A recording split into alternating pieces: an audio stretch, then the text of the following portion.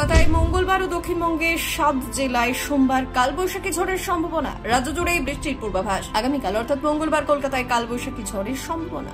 আজ সোমবার দক্ষিণবঙ্গের 7 জেলায় কালবৈশাখীর পূর্বাভাস। কয়েক জেলায় ভারী বৃষ্টির সম্ভাবনা রয়েছে। সোম ও মঙ্গলবার কালবৈশাখী ঝড়ে লন্ডভন্ড হতে পারে দক্ষিণবঙ্গের কয়েক জেলা, এমনটাই জানিয়েছে আবহাওয়া দপ্তর। সোমবার থেকে বুধবার এই 3 দিনে 4 থেকে 6 ডিগ্রি সেলসিয়াস পর্যন্ত তাপমাত্রা কমতে পারে। বৃষ্টির কারণে তাপমাত্রা কমে স্বাভাবিকের কাছে চলে আসবে পারদ।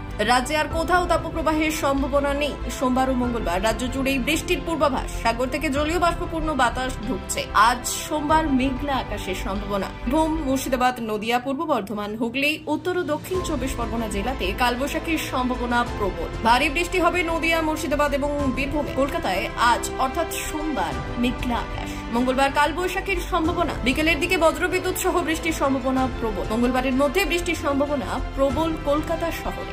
আজ অর্থাৎ সোমবার সকালে আংশিক মেঘলা আকাশ।